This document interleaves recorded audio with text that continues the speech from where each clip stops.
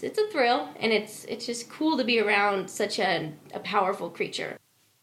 Hi, and welcome to the Desert Lady Diaries podcast, a weekly conversation with women who found their home in the Mojave Desert. I'm Dawn Davis, and this is episode number 68. If you're a first-time listener, welcome. And if you're a returning listener, thank you so much for coming back. If you'd like more information about the podcast, previous guests, want to catch up on previous episodes, or just want to drop me a line, it's all on the website, desertladydiaries.com. And I invite you to engage with me on Facebook and Instagram at Desert Lady Diaries and on Twitter at Desert Lady Diary. Today, the snake lady, Danielle Wall, talks about how her interest in snakes turned into her offering a free service and how her tattoos dropped her into a modeling career.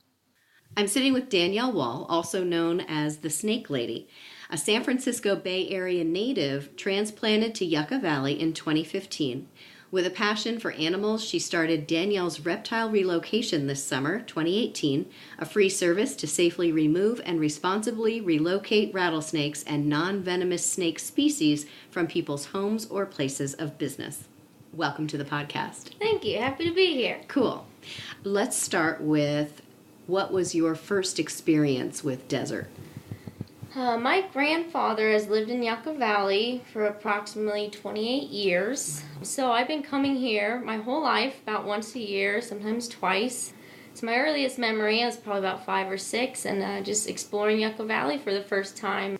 So what was it that then spurred you to permanently relocate your life here? I had called my grandfather, and I said, hey, I'm thinking of moving. Bay Area is getting a little expensive, a little busy. And I said, I'm going to move to Yucca Valley next week. And he didn't believe me. Next week. No, I said next, a couple months. I said next week. My lease was expiring. I just had the opportunity. Mm-hmm.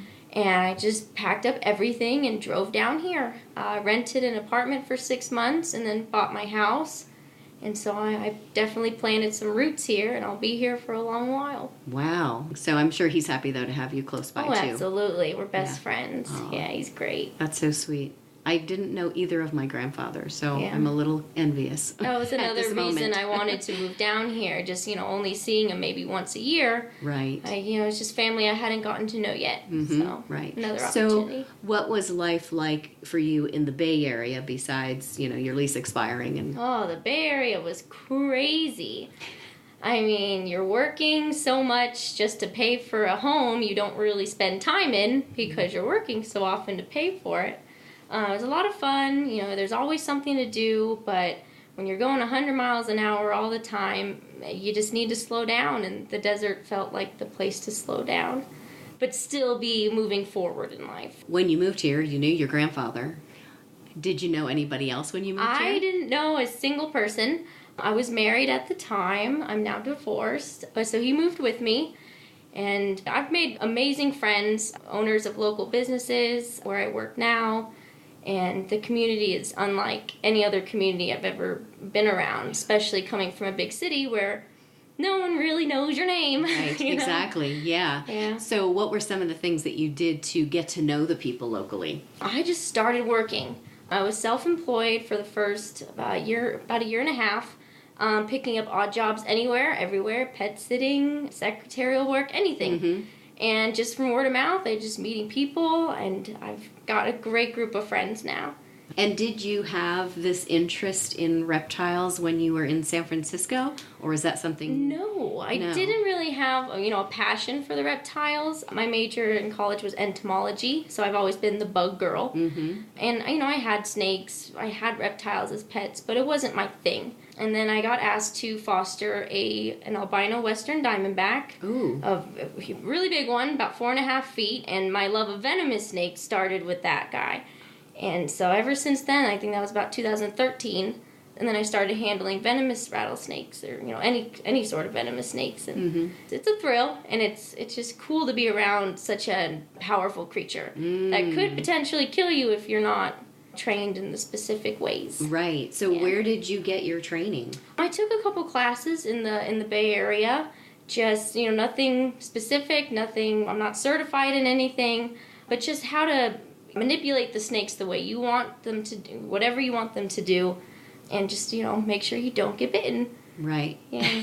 So I have no true, like, formal training Right. besides just those couple classes of just handling wildlife in general. In the classes, like, what kind of things do they have you do? I mean, is there some book study involved? And then Yes, some we practical have to application? know. I dissected a rattlesnake. I mean, it was... Oh, wow. Yeah, it was a lot of fun. And, it was an all-inclusive class of just get to know the creature and how to hold it. And I think the closest training you can do down here is the people who do the rattlesnake aversion training for the dogs. Okay. And so it was kind of a similar thing for the person that is trained to handle that rattlesnake. Those ones, the glands are removed or they're somehow devenomized. Right. There are a few ways to do it. And My mom actually had a pet skunk that was descented. Oh, goodness. So I'm familiar with that. Fabulous. D-something. D-something. Yeah, exactly.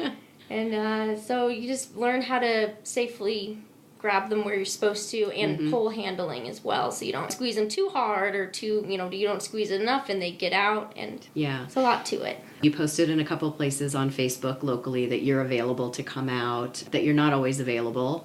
Sometimes you're working or whatever and you can't get there right away. So what are some ways for people to kind of hold the snake at bay, if you will, if they really want it to be relocated? Or because I think when you showed up here, because we had a gopher snake. Great example. Right, so we had this gopher snake, which a couple of my neighbors in the apartment complex, I heard them some commotion outside, and I go outside, and Cheryl, who's, I don't know, probably 72 years old, was holding the snake down like with her cane over the side of the thing. And then I think when I reached out to you, I was like, just look for the two old badasses holding the snake down, because the other lady was then down on the ground with a laundry basket that she had put over him, and then Cheryl was holding the cane on the laundry basket, and then he was really angry. He was really pissed. So I came in and got, as a matter of fact, I think it was this tablecloth that we're looking at right now, and put it over it. So at least he was shaded, and then also couldn't see the commotion that was going on around him. So were those things right? Were they wrong? With gopher snakes, a lot of times they will move on. They travel long distances and they go very quickly. So I say with non-venomous snakes, try to let them go on their way. In this case, it being a little gated community, they don't have as many places to go, and you're near a main road. So I thought that was perfect. Anytime someone calls me and I say, I can't get there right away, find a bucket, find anything. Put it over the snake, put a rock over the bucket, anything to just keep it there. Okay. Excellent. So it was great. That's some good advice. You guys were amazing that day. We were a good test case. And he was a feisty and a very large one, too. Yeah, he was probably 4 foot long. Yes. I mean, he was as tall as you. He was he was about 5 feet. Yeah. Because he was just shorter than me. Right. And then when you took him, you said he was a little dehydrated. So he drank a lot of water. Okay, good. And then I released him, I believe, the next day. Oh, wonderful. Yeah, I kept him overnight. Great. Because I always have extra tanks. Right, in your house. Just in case. Right. One that I find, or sometimes a dog has gotten it, or sometimes the people heard it by accident. So, and if I can keep them and make them healthy again. But it's always, I don't want to keep them longer than necessary. Right, exactly. And so for him, once he got a drink, he filled back up. He wasn't so, shriveled. Right. And he was a happy camper. Yeah, but he was pretty feisty. He was feisty, as shriveled as he was. He was, yes. They're very resilient creatures. Yeah. So then you take them out most of the time, would you say? You take them out to your grandfather's place? Because you said he has quite a bit of land? Or? Depending on the snake. Because with rattlesnakes, you really have to do it within a square mile. Okay. So I try to do that with almost every snake. If it's a gopher, they can go a little bit farther and not be at such a risk of not knowing where they are or being able to acclimate to where they're at. But with rattlesnakes, out of I think I did 36 this summer, I did not move a single one more than a mile from where I found it. And that's just the great thing about the desert, is half a mile is usually far enough away where there are no houses or I'm up in the rocks. It's not coming back down. And I had a 0% return rate for all my venomous snakes. So you took them away and you didn't get calls back from people saying it's back or another one is back? With the green Mojaves, I found, 4 or 5 mating pairs. So I would come to the house one day and I'd get another call the next night and they say, oh, it's back. And I go, no, it's not. Because I document all of them. I take photos to make sure I can tell them with 100% accuracy. Like, this is not the same snake, or this is the same snake. So I got a lot of mating pairs because they are in the same area. And then with those, I was able to relocate the second one close to where I had released the first one, but so still within a mile. So they can find each other. So hopefully they can continue their business. Right. And give me some more more business next year.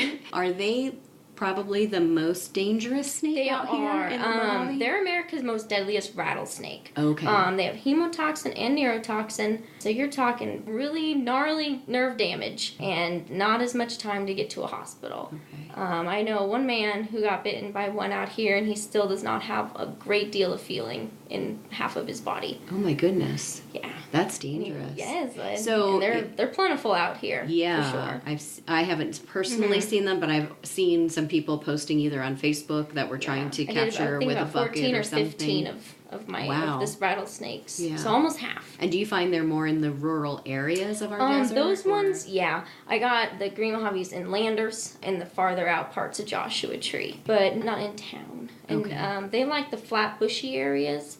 So if you're near a bunch of rocks, you're going to get speckled rattlesnakes more often. But if you're just more flat, those little shrubs everywhere, creosote, you'll get a lot more of the green Mojaves. Yeah. Let's talk, though, about the benefits of having those snakes around your place. Oh, absolutely. You know, I always ask the owner or the resident, am I able to move the snake far enough away from your home but still close enough to be around your home? And a couple of the people were more than happy to just know that, oh, well, okay, at least I know it's around. Got moved a little bit, but they are great rodent control. And roadrunners love to eat them. And that's great too, because the roadrunners will get your rats, and it's just a great little ecosystem they have. And, you know, there are apex predators, and we need them. So I definitely want people to be okay living around them and just be aware. But obviously, if you have dogs, cats, you know, you don't want them around your home. No, I do my best to just work with whomever I'm speaking to and their comfort level, and we work from there. It'll keep the mice from chewing your car wires. Oh, yeah. I mean, I'd rather have the rattlesnakes than the rats. Yes, I did have a rat chew my wires. That was something I didn't know. I see people post about that, and it's a very expensive situation. I've heard, though, sometimes car insurance will cover it. It didn't cover mine. Didn't cover yours. Okay. No. Well, but yeah, I see people posting, you know, oh, I killed the rattlesnake around my property, or I killed this snake. And I say, well, do you like rats? Because the second that predator's gone, every little prey item that would have been food is no longer food. You'll get it. Yeah. You know, those rats will get you. Rather have the rattlesnakes. Right. Because they don't want to be around you. The rattlesnakes, and they get to know, if you're walking around constantly, they acknowledge that and they'll recognize that they come out different times of the day when people aren't active, and they're not as, I mean, they're very common, but people, if they're aware and they're constantly looking around, you'll never have a problem with them. If someone gets bit by a snake, what are some things that you recommend that they do? Well, it's more so what not to do. Okay. Just don't panic. The second your heart rate goes up, it is traveling through your system way faster. It's pumping the blood, yeah. Yeah, and of course, you know, you're going to panic. But that's definitely the thing, you know, just keep calm and get your butt to the hospital.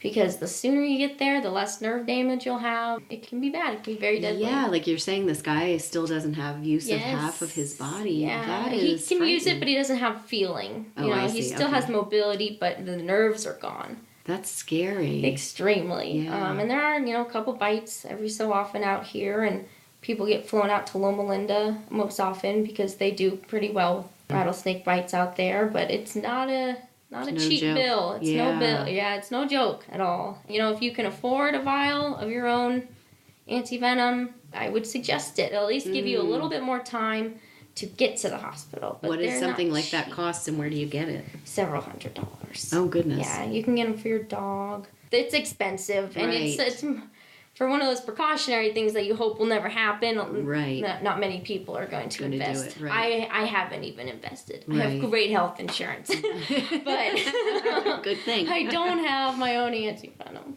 So where does somebody get that? Where do you... That's a great question, because I honestly have never looked it up. Oh, okay. Yeah. But it's available. It's available. Somewhere. Yeah. I've been asked, oh, do you have it? And I'm like, I know, realistically, someone who does what I do. But at the same time, if you're trained in a way I fear more getting hit in my car on the way to Sure. getting a rattlesnake than I do being bitten by the rattlesnake, because it will be my fault if I get bitten. So it's up to me to just stay. And if I don't feel like I'm on top of my game, or maybe I have a cold and my reaction time's not as speedy, I won't do anything above what I feel I can do safely. Because I have caught the rattlesnakes with my hands. And I did too. I was lending my pole to someone, or I didn't have it in my car. And if I'm able to do it, I'll do it with my hands. But if positioning's not right, if the snake's not right, the temperament, I'm not going to risk my life for it. Absolutely not. Well, I thought it was so interesting watching you even deal with the snake that was here. This gopher one. Yeah. Yeah, and it's so great because I'm so fine getting bitten by snakes. I have been bitten by so many snakes. With that one, he was so feisty. He was a big boy, so I think I just reached for the head as quickly as I could. Well, you kind of did this hand motion. Yeah, I wanted to distract him a little bit. Exactly. Because I don't want to get bitten. It's no fun. Exactly. But yeah, I just kind of distracted him for a moment, and you didn't as fast as I could. You put your right hand, and then you'd move your left, and then your right and your left. So he didn't know which way it was going to come in, and then you just kind of scooped him up by the neck, and he was something else. Well, we were glad you were here, because a lot of people, when I posted, then I took a photo of you and posted, about what you had done. And there were so many people that said, that's not a dangerous snake. Why would you relocate the gopher? And I'm like, well, it's not dangerous, but this community that I live in, particularly, there are a number of older people. Absolutely. And you don't want someone to get spooked and then fall, or even it's not necessarily that the snake's dangerous, but there are a lot of cars here. Exactly. The snake's going to get squashed. Right. It's busy. Exactly. Yeah. It's the safety of everyone in this case. Right. Yeah. Because this isn't a place for him. I mean, across the way maybe with that open space, and obviously if he was dehydrated and stuff, he may not have been finding what he needed to survive, which makes me happy to know that there's not a lot of vermin around. No standing water or food around here. That's great. Yeah. Exactly. The food source is the biggest thing. Whenever I relocated any of these snakes, I'd walk around the people's property with them and say, look at this rat hole, look at this gopher hole, fill these holes, take your trash away from the side of your house. I always say, try to give yourself like a 10 to 15 foot perimeter around your house. If you need to have junk around, we all do. Yeah. Move it away from your house, because then they don't have the hiding spots, and the rats don't have the homes for the snakes to go get. There's so many preventative things you can do, so you never even see them. And I saw you recently posted something about that, like it's getting colder, you probably won't see as many snakes. Yeah, but a lot of people do, their yard cleanups this time of year, and a lot of these snakes are going to they don't hibernate, but they brumate, so they'll be there, and just be careful, because even though it's cold, they're still out now. I've seen a couple people post, and I got a call last week. I wasn't able to get out there, wasn't in town, but they're still out there, and they will come out even on a nice, hot, random day in the winter. They'll pop out for the day. Like, what's going on out here? Let me grab a quick meal. Yeah. Exactly. So what's the best way for people to get a hold of you for snake purposes? I have been thinking about getting a second phone or a second phone number so I can give people a direct line to me. Okay. Because out here, I don't exactly want to give away my private phone number, although many, many people have it. I trust many of the community out here to pass it along with their discretion. But on Facebook, Danielle's Reptile Relocation is the name of it. Messaging me through there, I will get back to you within the hour. Mm-hmm. And you really love this because you don't charge. I love it. I don't charge a darn dime. No. Yeah, I've spent a lot of my time, a lot of my gas. So I did 4 or 5 snakes in a day some of these random days. Just, I left work all day. I get to make my own schedule, so thankfully this has been a blessing to be able to do this too. I really enjoy it. I don't need the extra money. Thankfully, many of the people donated to a rescue. I volunteer with Animal Authority Rescue Team. It's a one-woman show. She's amazing, does more animal she's just amazing with the animals, and she helps so much. So any of the donations I did get went straight to her. Nice. So we were able to collect a couple $100s for her, and that was great. Yeah, I don't need the gas money, but I know she spayed and neutered several dogs and cats with that money. It works for everyone. Mm-hmm. That's wonderful. So speaking of other jobs, you do a little modeling.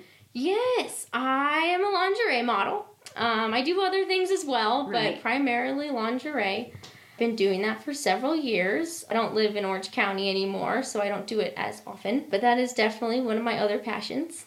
And is it the tattoos combined with the Yes, lingerie? I do have a little bit of a distinct look. Okay. I am covered in tattoos, the big ears and all that. Yeah. So I get hired for tattoos, lingerie, clothing brands. How did you get into that? printing. You know, I was the chubby band nerd, so I never thought I would ever get paid to look how I do. That's still mind-blowing. People have paid me money just to take my photo. I originally did it as a present for my husband. Then I got approached for prints and work, and I was like, oh, okay, I'm really awkward, but I guess I can do this.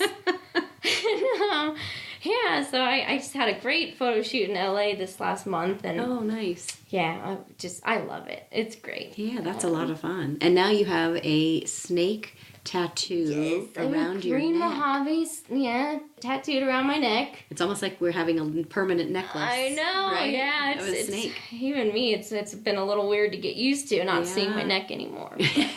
How long did that take? Because it does go all the way around. It's not done, actually. Oh, it's not I have done. about 4 more hours. This has been about 5.5 hours. Okay. Yeah. I have about 2 days worth of tattooing on my body altogether. I guess you could say that's another passion of mine. Yeah, well, I'm very passionate about many things. Well, I got one on my 40th birthday. Yeah, that's great. And I am just petrified of needles. When I go to get my blood drawn, I immediately... I can't even look at the needle. So I say to the tech, I'm like, listen, I'm just going to tell you right now, as soon as you wrap that rubber around my arm, I'm going to burst into tears. They're like, oh, I'll use a butterfly needle. I'm like, it doesn't matter. I'm going to cry. It's in your head. Right. And then they do put the rubber around my arm, and I start to cry, and they go, oh, what's wrong? I said, did I not just tell you I was going to do this? I tried to be kind and give you a warning. Yeah. So I wondered how it would be to go and get a tattoo. And it was totally different. Totally different. Totally Because I'm different. the same way. I got my flu shot because I was a tutor here and for the district for 2 years. And so I had to get my flu shot. And I told the woman, I said, the second you walk in the door, I'm closing my eyes because I cannot see that needle. And yet I have pierced my own ears 10 times. But it's just something about the shots or blood drawn. Yeah, I don't know what it is. And maybe it's just the clinical environment that it is. But or tattoos, whatever. I tell people, it feels like a cat scratching you over and over. For hours. You know what I thought about too? I see so many people that have so many tattoos, and I just have this one, but it was kind of that pleasure pain thing, yes. right? Oh, yeah. That's what it was like for me. I was like, oh, now I kind of get why people, maybe that's not the only reason they get it is a lot. absolutely, I can relate to that completely. Yeah. Though. It's just a weird, euphoric-y kind of feeling. Yeah. And, it's hard to describe. People, say that, oh, you must love pain. I'm like, I do not love this pain. Yeah. But at the same time, I make an appointment the second I leave. So how was it getting it around the neck? I mean, did they have just stabilized? It was fine. My head was completely back. I was laying down on my back, and my head was like over the table. Okay. So I was more lightheaded than anything the whole time. But the stomach, by far, will beat any other tattoo. I have about 6 hours on my stomach, and I had 16 hours on my ribs. That was way worse. Okay, I was going to say, the neck was actually pretty fine. Oh, okay. So of all the places, the worst stomach. pain was the stomach. Oh, that's interesting. So far. Fingers and hands hurt, but I'm going full body besides like my face. Yeah. Wow. I have 7 more appointments lined up at the beginning of the year. Oh my God. Do you go locally or somewhere? Jeff at Liquid Tattoo. Okay. He's great, light hand, just fabulous work, and I have looked at every single tattoo place around here between 29 and Morongo. And do you participate in the design, or you just kind of tell him what you want? I can't even draw a symmetrical smiley face. I don't know how they do this.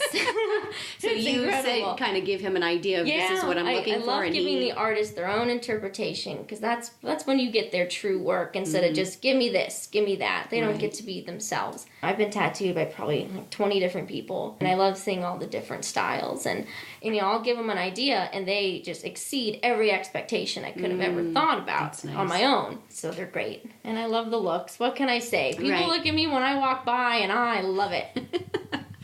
And back to the band thing. What did you play in band? I have played the clarinet since I was 8. Oh my I goodness. still play it. I plan on joining the Joshua Tree Philharmonic. Oh, okay. I think that'd be fun Good once for my you. schedule clears up a bit. Yeah. Oh, that's great. Yeah. Yeah. I still have my flute over there from when I started in 4th grade. So. Isn't it great? Yeah. It's just something I can't put down. You know, I do it for fun now, Mm-hmm. Right, I pull that out every once in a while. And I've got a couple books in the corner. Once in a blue moon, but it's still there. Yeah, that's great.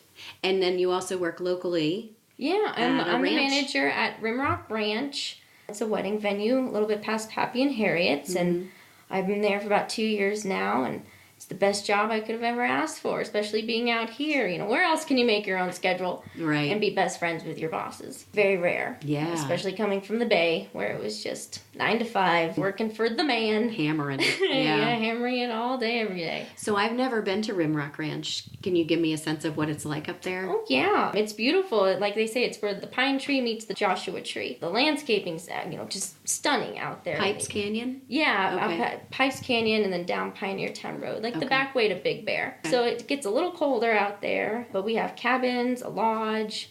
The most beautiful weddings I have seen have been held out there. It's a great place. Yeah, even if you just want to drive by and check it out, I should. definitely recommend it. Yeah, I should come by and just get a mini Yeah, tour. and you can rent, just 1 night, 2 nights at the cabins for your own vacation, and we get that during the weekdays. a lot. Okay, and then a lot of weddings. Yes, we are always booked for weddings on the weekends. Yeah. Especially Well, you were during just the- saying they're booking now into 2020. Yes. Which is very popular unbelievable. place. Yeah. Yeah. And I worked for a wedding venue in Northern California, and we didn't have bookings like that. The owners are very sweet people. That definitely comes across in their business. And Well, they're selling happiness pretty much. Right? absolutely. Yes. Yeah. It's a great place. It's a great job, you know. Yeah. And I'm not going to be leaving there until I'm going back to school. I'm going to the Loma Linda Medical University. Oh, okay. So I can become a professional rattlesnake milker and make the anti-venom. That's where I want to go with this now. Oh, I see. So at Okay. least this way, doing this free service, I can keep up on the experience Right. and then go to that. But until then, till I get a job with better benefits than what I already have, Right. it'll be a hard place to leave. Well, this is great. So, if someone said to you, Danielle, I'm thinking about moving to the desert, what are some things that you would tell them? I would tell them, are you ready? Are you ready? Because it's different. I mean, I knew about the desert, but even so, it's a learning curve with the weather, just the work, the people. It's not for everyone. No. And some people will come out here and they either fall in love with it or they hate it. And I always say, if you're snobby, just stay where you're at. Keep walking. Keep walking. If you want to help the community, support small businesses, I think the desert's a great place for people that want to come out here and still work, be a part of a community, and be a little more laid back, less stressed out. Don't bring the stress to us. No. Please don't. Right. No more big corporations. We're good. No. As a matter of fact, speaking of big corporations, I think this Dollar Tree fiasco in Joshua Tree has come to a screeching halt. I didn't know there was such a thing. Yeah, there was, they wanted to put one down here on 62, and the community's been fighting it for about 10 years. And it was recently somebody learned that they went online and saw that there was a deed transfer from the people that were going to put in the Dollar Tree to the California Department of Transportation. So not really sure what they might do with the property, but it looks like Dollar like they Tree want- can keep walking from Joshua Tree. Anyway, I mean, we only have, 6 I know. I'm like, around? there's 2 in Yucca, aren't there? Right. It's Oh, ridiculous. goodness. Yeah, so. Yeah, especially Joshua Tree. Keep Joshua Tree small. Right. Well, and that's why... Yucca's getting bigger already. Right, and that's why people come out here from LA and Orange Absolutely. County, because they've got all that stuff all around them, and this is kind of an escape from all of that. And, just respecting the desert. You see constantly tourists that are climbing on Joshua trees or, cutting the heads off of rattlesnakes, squishing the tarantula. So if you come out here, respect nature, respect what's going on out here. It drives me crazy to see people disrespecting where either they don't even live or, have no intention of keeping nice even if they do live here. Right, and that's what I hear most of is trying to educate people. Absolutely. On they may not think that they're doing anything wrong by hanging a hammock between two trees, but if they're Joshua trees, you can't do that. It's not always, there's not often malicious intent happening. And, even when I came out here, before I took a class at the college on the desert tortoise, and, I find out that the ravens and the coyotes are eating the tortoises, and here I am throwing my scraps out. Right. In 2015, I'm thinking, I'm like, I don't have to throw away this bud of lettuce, and I'm feeding a coyote or I'm feeding a raven, and in turn, I'm hurting the native wildlife. It may not be directly, but I was part of the problem, and I didn't mean to, and I thought I was doing something good. So educating yourself is big out here. Right, exactly. Yes, because it's not always told to you. Exactly. And it's not always assumed knowledge. Yeah, so that's why I like to do my best with the rattlesnakes, because a lot of people are they're so misinformed, or they still believe that a baby rattlesnake can't control its venom than an adult. And the thing is, can you control your spit glands? Because I can't. Rattlesnakes don't go, that thing is 2 pounds, I'm going to pump out this much venom. It just doesn't happen that way. No. And with baby rattlesnakes, no snake controls its venom. So a baby rattlesnake, they're just more likely to bite you multiple times because they're new. They're terrified. They're tiny. They're going to be a little more bite happy than an adult rattlesnake that's gotten some experience. He knows, I'm not going to waste my time trying to bite this person or this animal. Baby rattlesnakes, not more venomous than adult rattlesnakes. You want to be bitten by a baby one. Right. Because sheer volume of venom, you milk an adult, you milk a baby. The proof's right there. And how do you milk a rattlesnake? The old method, it's really just, they have a jar, and over top the jar, it's like a paper of some sort. Don't quote me on that one. Okay. And they get the snake to bite the top and kind of squeeze the glands on top. You gotta know where they are. And you just extract as much venom as you can without harming the animal. Sure. And irritating it the least possible, although you gotta irritate it a little to get it to do that. To do that. Sure. And then you put it safely away, and hopefully don't ever get bitten. Hopefully you don't need it. Right. Hopefully you don't ever need it yourself. Right. Yes. Easiest just to call you or just Facebook call you. Me, yeah. Right. Exactly. We learned a lot about rattlesnakes today. Good. And what to do and what not to do and who to call. I also suggest that if you have a rattlesnake and you don't have a neighbor really close by or somewhere in your backyard or anything like that, get a hose. Snakes do not like cold water. And I had a couple people, they're like, we don't want to call animal control because animal control kills them. Not 29 Palms, Yucca Valley, animal control does kill them. So call me. Yeah. And I say, get a hose. They will get out of there faster than you'd imagine. And they don't want to come back after that. No. Yeah, because they know what's waiting for them. And you can be at a great distance away from the snake with a hose. I've had people do that, and the snake just goes on its way. Wow. That's amazing. Yeah, I don't recommend like the broom or the rake, because sometimes they'll latch onto it, and then you don't want to fling it back towards yourself. No, and people have done bit in the face more or ridiculous things. Use a hose. Use a hose. You heard it here. Use a hose. Use the hose. Don't get near it. Don't do it yourself. Like I say, if you can throw a bucket over it safely, then please do. I always say keep your eye on it too, because they can disappear in the tiniest little places right underneath your feet, and you'll never know where they went. And then I am no help. Thank you so much for coming and talking to me today. I really appreciate it. Yeah, thank you for having me. I love having these kinds of opportunities. Thank you so much for listening to the Desert Lady Diaries podcast. I want you to know how much I appreciate you taking the time to tune in. So do you have a snake story you'd like to share? Tell me about it on the Facebook page, or if it's more comfortable, send an email to me at desertladydiaries@gmail.com. I have my own, which I've talked about a couple of times on the show. If you have one and I can share it next week, let me know. I have a couple of shout-outs this week. One to Carmen. Thank you so much for signing up for the weekly newsletter. And Leslie Ramirez, thank you so much for your review on iTunes. Leslie says, I love the Desert Lady Diaries. I live in San Diego and recently went up to Joshua Tree and fell in love. I'm an artist and I felt like it totally shifted my art. I find myself getting re-inspired every time I listen to this podcast. I love learning about the community and environment. I hope to visit again soon. Thanks again, Leslie. And when you're in town, let me know. And last but not least, a big thank you to Susan Rukeyser for your generous donation to the podcast. I really appreciate your support. Now, I don't know about you, but for me, this time of year always has me reflecting a bit more than normal on my accomplishments, where I've fallen short and look to do better, and adding more gratitude into my life.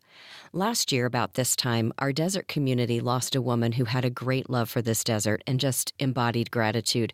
Her name is Melanie Buck.